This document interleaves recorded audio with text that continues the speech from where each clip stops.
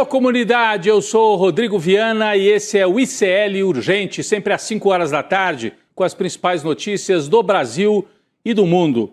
Informação e análise a quente aqui para você e sempre com a gente a Laura Cocho na redação do ICL. Laura, dia quente, né? Tem informação chegando, já nós vamos trazer a atualização lá de Brasília. Pois é, Rodrigo, o programa tá cheio hoje. Boa tarde para você e boa tarde também para você que está nos assistindo pelos canais do Instituto Conhecimento e Liberta e Eduardo Moreira no YouTube. E muito boa tarde para você que está nos ouvindo pela Web Rádio São João, em Quixadá, no Ceará, e pela Rádio Cultural FM no Rio Grande do Sul. Vamos lá, Rodrigo. É isso, deixa o seu like, se inscreva no canal. Boa tarde para você que mora nesse país em que a Operação Matança no Rio de Janeiro e toda essa manipulação feita pelos governadores da extrema-direita aparentemente serviu sim, para frear a recuperação de popularidade do presidente Lula. Não é que tenha caído, né, dramaticamente a aprovação, mas ela parou de subir, parou de se recuperar. Né? É o que mostra a pesquisa Quest, divulgada hoje. Vamos aguardar, daqui a pouco a gente traz os números, vamos aguardar outras pesquisas que possam indicar se isso é uma tendência ou se foi assim, algo muito pontual. Vamos trazer mais informações sobre isso já aqui ao longo do ICL Urgente. A oposição bolsonarista pretendia levar hoje ao plenário da Câmara a terceira versão do projeto de lei antifacção, que foi apresentado pelo governo, tinha toda uma lógica, mas que foi completamente alterado, manipulado pelo deputado de extrema-direita Guilherme Derrite. Acontece que a repórter Heloísa Vilela, repórter do ICL, que está lá no Congresso, acaba de nos informar que Hugo Motta, presidente da Câmara, decidiu adiar a votação por 30 dias. Nos próximos minutos a gente vai ter mais informações sobre isso aqui no ICL Urgente e também no N2. É importante, né? Um recuo, um sinal de que a trombada entre Hugo Motta de um lado e o Palácio do Planalto do outro foi forte, foi forte.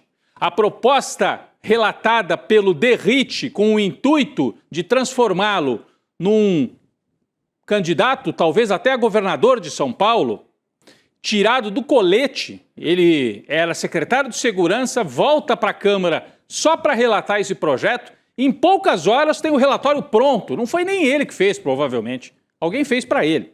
Né? A proposta tem enfrentado forte resistência do governo, de especialistas em segurança pública e também da Polícia Federal. O Derrite pretendia tirar a Polícia Federal da investigação de crimes federais. Olha só.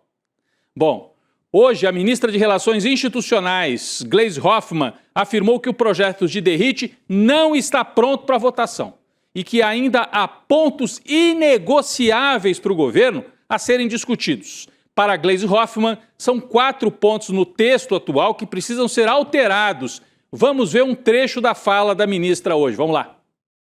4 pontos que nós consideramos estruturantes do projeto que nós mandamos para o Congresso Nacional e que, se forem alterados ou continuarem alterados, vão comprometer a eficácia da lei.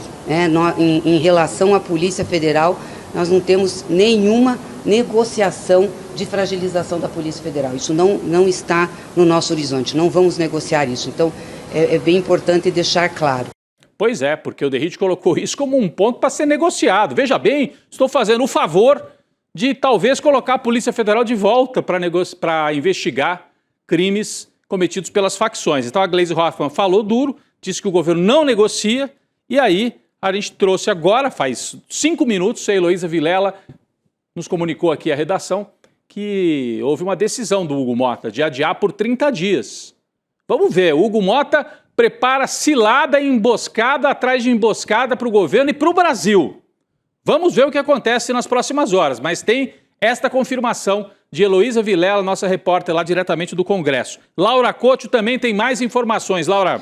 Rodrigo, essa ideia tenebrosa do Hugo Mota azedou, né? E só contribuiu para piorar a relação dele com o Planalto. O presidente Lula afirmou em uma reunião com a equipe dele que roubaram o projeto de lei antifacção do governo. O Lula também se mostrou irritado com o relatório do deputado Guilherme Derrite e disse que a indicação de Mota foi de caso pensado, Rodrigo. Ou seja, o Lula não está nada feliz. Só que a história piora, Rodrigo. O presidente da Câmara também se reuniu com o líder do PT, o Lindenberg Faria, para debater o texto. Só que o clima esquentou e o Mota bateu na mesa e elevou o tom de voz. A informação é da coluna da Mônica Bergamo da Folha. Rodrigo, o negócio não tá legal, não. Eu acho importante esse bastidor, Laura, esse bastidor que a Mônica Bergamo trouxe. Quer dizer, houve uma briga aberta entre o Hugo Mota e o Lindenberg. O Lindenberg, o líder do PT, cobrou na reunião ali, na sala dos líderes. Escuta, Hugo Mota, o que você está pretendendo fazer? Você pretendeu dar um palanque para o Derrite, usando o combate às facções como plataforma eleitoral? O projeto veio da equipe do governo federal ser entregue para um pau-mandado do Tarcísio, a relatoria, e aí o Hugo Mota teria batido na mesa e falado: quem indica sou eu. É verdade, é atribuição dele indicar o relator, mas ele que arque com as consequências. Podia ter indicado alguém do Centrão, alguém que não seja tão próximo do governo, não haveria problema. Agora, indicar o principal nome do Tarcísio para relatar o projeto que é do governo federal é uma provocação e o Hugo Mota vai ter que arcar com estas consequências. É isso aí. Bom, com todo esse rolo, né, os bolsonaristas já admitem nos bastidores que a escolha de Derrite para relatar o projeto de lei antifacção pode ter sido uma cilada. Cilada não para o governo, cilada para eles mesmos da oposição. Está aqui na manchete, não sou eu que estou dizendo, está na manchete da CNN. Bolsonaristas admitem cilada com Derrite como um relator do projeto antifacção. A avaliação é de que os seguidos recuos do deputado Derrite colocaram a oposição como um todo numa saia justa. Porque agora, qual é a margem deles para fazer críticas fortes ao projeto? O projeto agora tem como relator o Derrite, o projeto não é exatamente o que a oposição queria, então ele está desagradando o governo e está desagradando a oposição. O Hugo Mota, mais uma vez, e o Tarcísio, hein? Não é a primeira vez que ele faz isso, né? Quer dar uma de malandro e acaba se queimando. Acha que tem mais poder do que tem.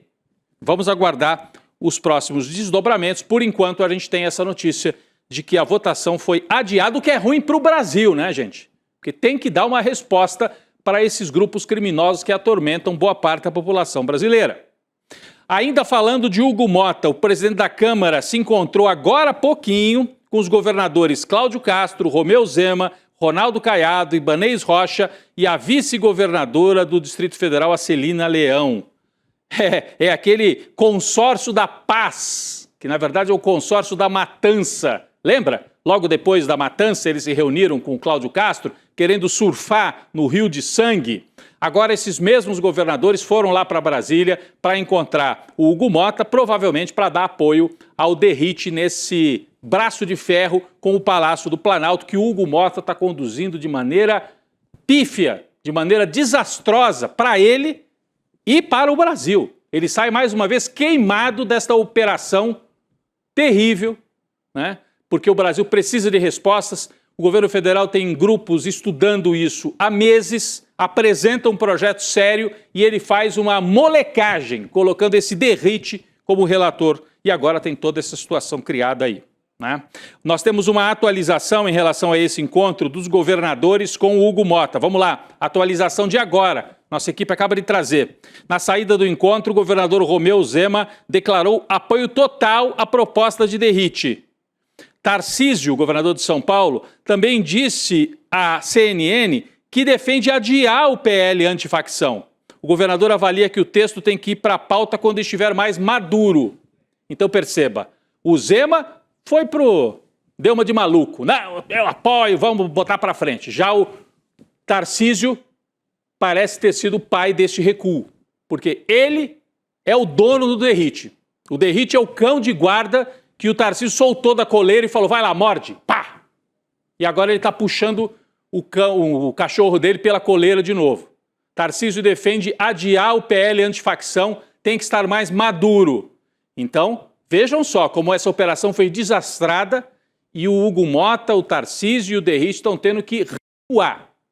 Saem manchados mais uma vez desta operação. Importante atualização mesmo. Falando nos bolsonaristas, pessoal, é quase que um feriado nacional, né, para quem defende a democracia. Olha só, é a nossa manchete de hoje. Nesta quarta-feira, Bolsonaro completou 100 dias em prisão domiciliar. 100 dias que o Brasil não ouve a voz deste homem que foi condenado como líder da organização criminosa golpista. 100 dias sem ouvir os absurdos de Jair Bolsonaro.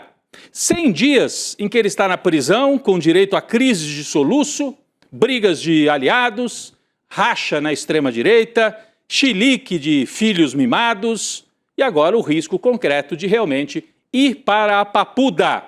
Vale lembrar aqui que o Bolsonaro está em prisão domiciliar por conta do outro processo, né? Aquele processo que investiga o Eduardo por tentativa de coação no processo, né? Coação e contra a soberania brasileira. Nesses 100 dias aconteceu de tudo. O Lula recuperou popularidade, a direita começou a brigar em Santa Catarina, o Tarcísio se queimou como possível candidato da Faria Lima, tentou se relançar agora com essa operação Derrite, né? Integrantes da família Bolsonaro têm dito a aliados que o ex-presidente está muito apreensivo com a possibilidade de cumprir a pena em regime fechado. Inclusive, já tem político tentando ajudar o capitão, hein, Laura? Qual é a ajuda que esse pessoal quer dar para o Jair?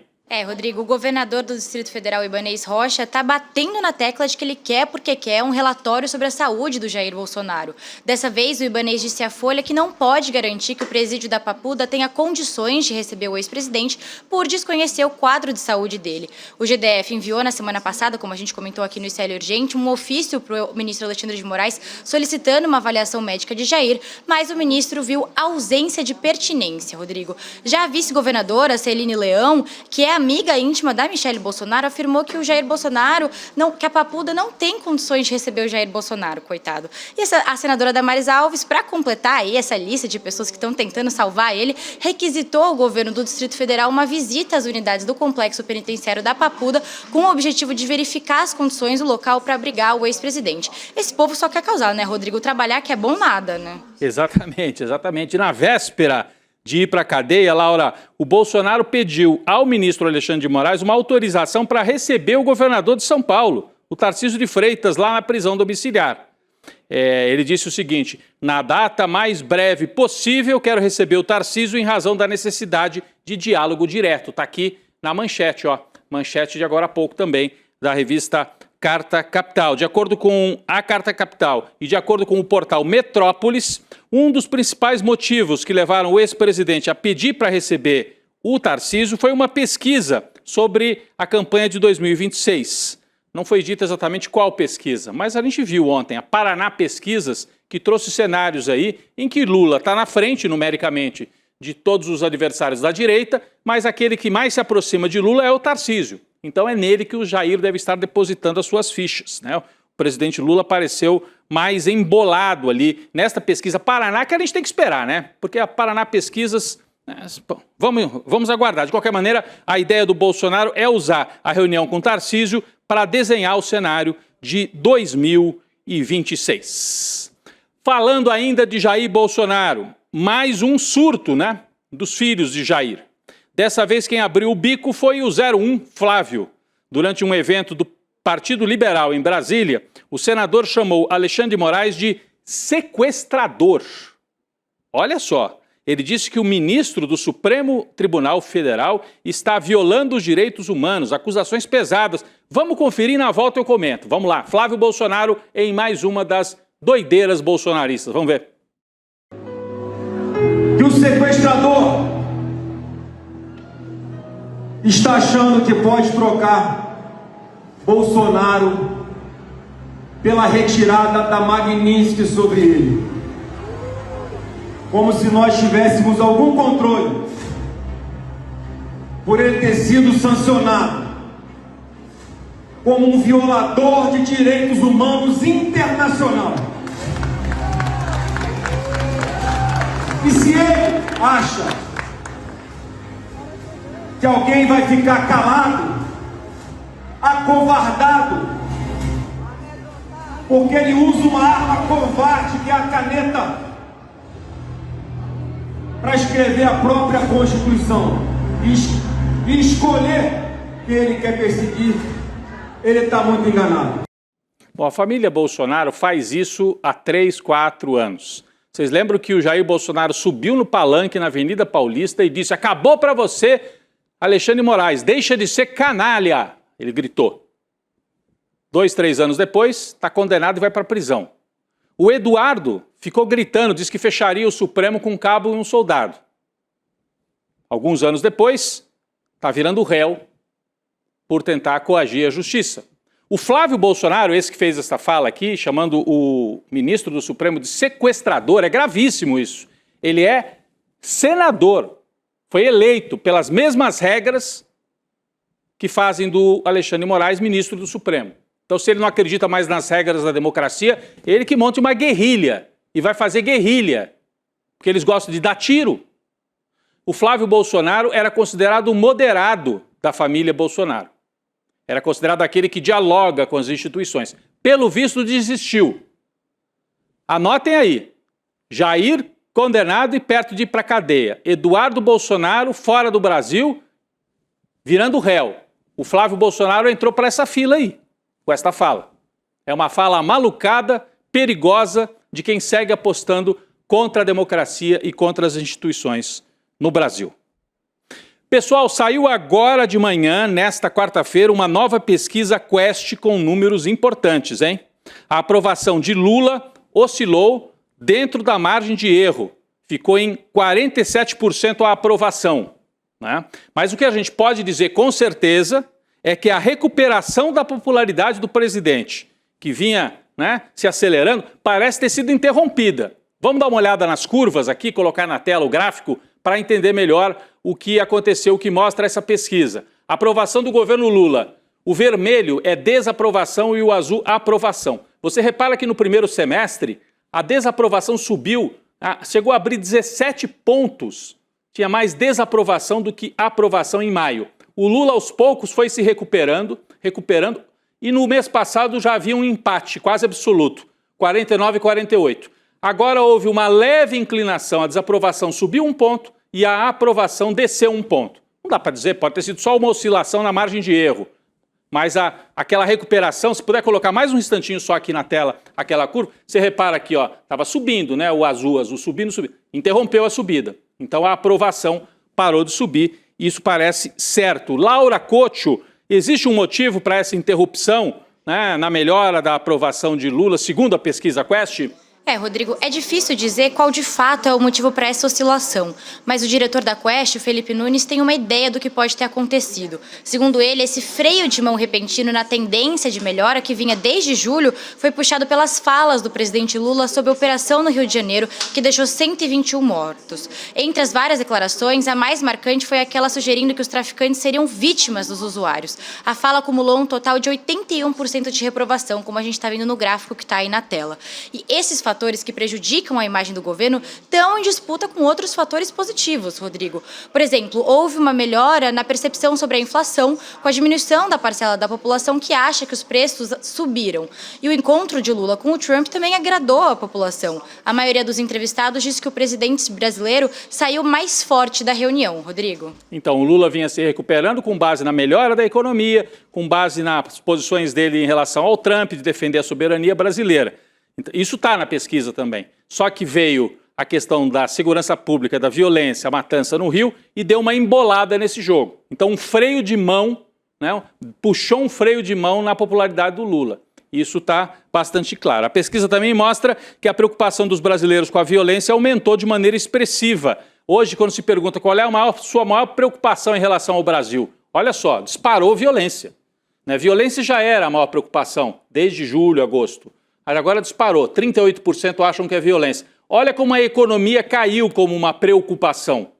Os problemas sociais, a economia, até a corrupção, saúde, tudo isso diminuiu. Por isso que a extrema-direita está apostando tudo aqui, ó, nesse discurso da violência e de matança como solução, que não é solução nenhuma, né? Mas esses números deixam bem claro que está em jogo para a eleição de 2026. A Quest também fez perguntas sobre a operação da polícia no Rio. Um dado que eu achei curioso foi que a maioria dos entrevistados não gostaria que operação semelhante ocorresse no seu estado. Olha só, você queria que uma operação dessa acontecesse no seu estado? Sim, 42, não 55. Então as pessoas até querem uma polícia mais firme, claro, mas matança, 120 corpos estendidos no chão, a maioria não quer.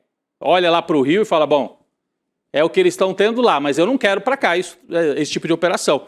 O que mostra que tem diálogo e tem um meio do caminho entre defender matança e também ser leniente, não atacar as facções. Tem que atacar as facções, tem que ser mais firme, tem que subir pena para criminoso das facções, mas não tem que admitir matança, que não é solução para nada, a não ser terror também para a população que está nesses bairros dominados pelo tráfico. Vamos aqui para o noticiário internacional. O ministro das Relações Exteriores do Brasil, né, Mauro Vieira, teve um novo encontro com o secretário de Estado norte-americano, Marco Rubio. No Canadá aconteceu este encontro. O chanceler disse que o Brasil encaminhou em 4 de novembro uma proposta para a negociação das tarifas e os dois teriam concordado em agendar uma nova reunião para discutir o atual estágio. Então, teve um encontro, mas está em marcha lenta, eu estou achando, né? Está assim, câmera lenta. O Trump está enrolando enquanto tenta ganhar tempo, inclusive fez anúncio de reduzir tarifa para o café, que subiu de preço lá nos Estados Unidos. Os consumidores estão bravos lá. Mas a negociação está em marcha lenta, importante, houve esse encontro no Canadá. Falando em Donald Trump, olha que notícia importante e que notícia que complica ainda mais a vida de Donald Trump. Ele que já está com a popularidade em baixa, enfrenta agora mais uma crise para a sua imagem, né? E-mails de Jeffrey Epstein, que é aquele milionário já morto, que organizava uma rede de prostituição e que envolvia inclusive menores de idade, colocando gente poderosa para se encontrar com mulheres e às vezes com meninas menores de idade. Abuso sexual. O Epstein, né? O jornal The New York Times encontrou indícios de envolvimento do Trump nesta rede. Está aqui na manchete. Epstein alegou em e-mails que Trump sabia sim da sua conduta. Laura tem mais detalhes, notícia de hoje, Laura. Rodrigo, era questão de tempo até esse escândalo vir à tona, né? De acordo com uma reportagem publicada pelo jornal norte-americano New York Times, os e-mails foram trocados depois de um acordo judicial em 2008, que livrou o Epstein de acusações federais mais graves em troca de uma confissão de culpa em nível estadual, Rodrigo. Em uma dessas mensagens, o Epstein escreveu para Ghislaine Maxwell, que é a affair e agenciadora dele, que o Trump passou horas em sua casa com uma das vítimas. Em outro e-mail enviado ao escritor Michael Wolff, o Epstein afirmou que o Trump sabia sobre as meninas, ou seja, sobre o esquema de exploração sexual, Rodrigo. E ainda segundo o New York Times, republicanos do Comitê de Supervisão da Câmara identificaram a vítima mencionada nos dois e-mails como Virginia Giuffre. E a Virginia morreu por suicídio em abril desse ano e havia afirmado que o Trump não participou do abuso sexual de menores na casa do Epstein. Muito bem. Muito bem não, tudo errado, né? Mas muito bem que agora a notícia tenha vindo à tona e o New York Times trouxe esse detalhe, que é um detalhe importantíssimo, troca de e-mails em que o Trump é citado como alguém que conhecia todo o esquema. Trump sabia das garotas. É o que está aí é o que está na nossa manchete. Isso vai complicar ainda mais a vida de Donald Trump, que já perdeu eleições agora, vai ter eleição no ano que vem para o Congresso e ele pode ficar em minoria e ter um fim de mandato aí bastante complicado. Vamos voltar para as atualizações do Rio de Janeiro. 7 chefes do Comando Vermelho começaram a ser transferidos para presídios federais. Então o Cláudio Castro não avisa nada para o governo federal, mas quando precisa, aí está lá, né? Aí transfere. Está aqui a imagem na tela, olha só. Os criminosos estavam em Bangu 1, no Rio de Janeiro, formaram uma fila na pista do aeroporto do Rio e embarcaram na aeronave rumo ao Presídio Federal de Catanduvas, no estado do Paraná. De lá, no Paraná, alguns deles serão levados para outros presídios federais espalhados pelo país. A transferência faz parte de uma estratégia para enfraquecer a comunicação entre os líderes depois da mega operação no Rio de Janeiro. Isso mostra porque tem que ter uma coordenação federal e que não dá para o Cláudio Castro fazer matança achando que isso aí resolve, não resolve nada. Tem que atacar o coração financeiro dessas organizações, prender os líderes, aliás, aquele que era um dos alvos da operação da última operação, continua solto. Mas aqui 7 deles foram levados para o Paraná, depois dessa mega operação fracassada, né, no Rio de Janeiro, porque operação que mata 120 é uma operação fracassada. E falando nela, temos atualizações sobre o massacre cometido pelo governo de Castro.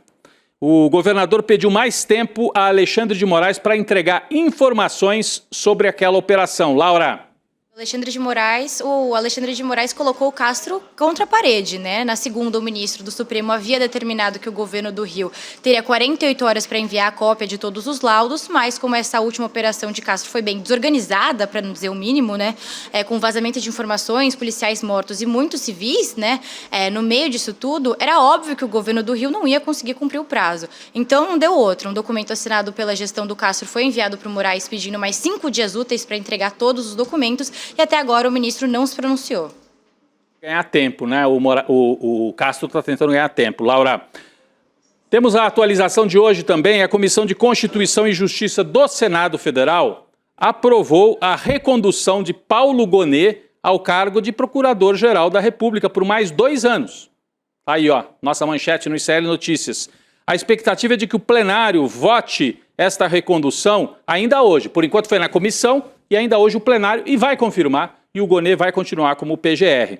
Durante a sabatina, na comissão, Gonet defendeu sua atuação no processo da trama golpista. Olha ele chegando aí para a sabatina nas imagens, né? Então ele defendeu a atuação da PGR, que acabou condenando o ex-presidente Jair Bolsonaro e outros aliados na trama golpista. Está aí a fala do Gonet, não há criminalização da política. Né? Sobretudo a tinta que imprime as peças produzidas pela Procuradoria não tem cores das bandeiras partidárias, disse Paulo Gonet, que está defendendo aí a instituição republicana do Ministério Público, da Procuradoria-Geral da República. Pessoal, o prefeito de Sorocaba, Rodrigo Manga, lembram?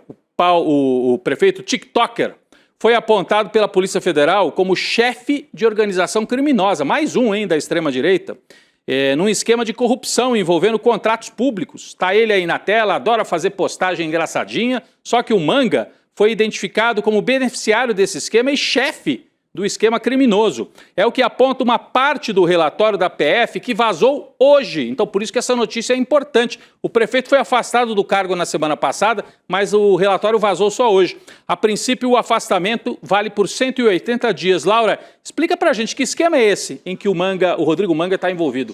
Rodrigo, a Polícia Federal está investigando um grande esquema de lavagem de dinheiro, principalmente na área da saúde, na cidade de Sorocaba, no interior de São Paulo. E além da prefeitura, também estão envolvidos amigos e parentes do Rodrigo Manga. E segundo a PF, a Prefeitura de Sorocaba contratou de forma ilegal uma organização social chamada ACN para gerir uma unidade de pronto atendimento de saúde em um dos bairros da cidade. Só que essa empresa ACN tinha financiado a campanha eleitoral do Manga, ou seja, a suspeita é de que as regras de concorrência foram burladas. Outro indício aí de lavagem de dinheiro envolvendo o Manga é a compra de um imóvel por parte do pagamento feito em dinheiro, Rodrigo. E outra movimentação suspeita também é o uso de contratos falsos de publicidade para dar uma aparência de legalidade no dinheiro sujo com notas frias. E esses contratos foram firmados entre a empresa da esposa do Manga, a Cirlange, e empresas de parentes e amigos, Rodrigo. Então está envolvida a família, estão envolvidos os amigos. Tem até a igreja envolvida, viu, Laura? Não deu tempo da gente trazer todos os detalhes. Até a igreja. Essa turma aí da extrema-direita, que se acha engraçadinha, veio para a política para dizer somos de fora da política, somos a novidade, somos contra a corrupção. Tudo envolvido em corrupção. Acabou a graça. Acabou a graça. As pessoas deviam ter aprendido já. Pablo Marçal, Rodrigo Manga e outros aí, Abílio Brunini. Mais um agora, prefeito de Sorocaba, estava cotado até, ele pretendia, né, ser candidato a governador. Ainda bem que foi pego antes, em pleno voo, né, num esquema fraudulento e foi afastado do cargo. Laura, obrigado pela participação ao vivo mais uma vez aqui com a gente. Obrigada, Rodrigo. Até amanhã. Até amanhã. Eu queria aqui fazer mais uma vez a lembrança, né, lembrar você da pós-graduação do ICL, gente. Teoria Crítica da Sociedade Brasileira. Esse é o novo curso que o ICL oferece e vai ser lançado no dia 27 de novembro, uma quinta-feira, às 8 horas da noite. Tem nomes aí muito fortes. Nancy Fraser, Vladimir Safatli, o Gessé Souza, né, aqui da nossa equipe, o nosso Lindenera, a Márcia Tiburi, né, professores aí excelentes. O Valim, né, que é da área do direito, também está estar nessa equipe. Então você participa da primeira aula, que é aberta. Como é que você participa? Você digita iclurgente.com.br. iclurgente.com.br. Digita agora. Aí você põe o seu e-mail e com esse e-mail a equipe do ICL vai te avisar lá na quinta-feira, no dia 27 de novembro. É hoje, venha para a aula, venha conhecer a pós-graduação. Eu tenho certeza que você fazendo essa primeira, depois você vai fazer o curso completo. Tá aí o convite, as atualizações do Brasil e do mundo continuam. Agora no N2, conduzido pela Gabi Varela, com o Chico Sá, com toda a nossa equipe. Daqui a pouco eu estarei por lá também. Obrigado, gente.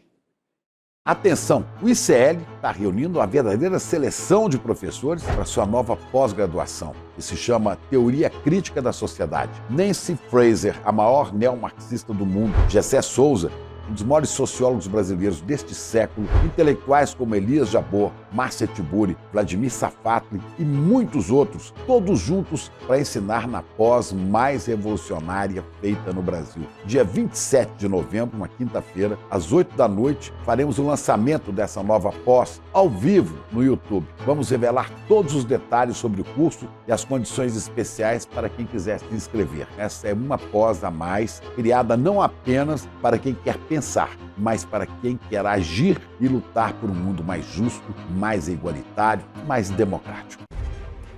Olá, olá, olê, olê, olê, olá.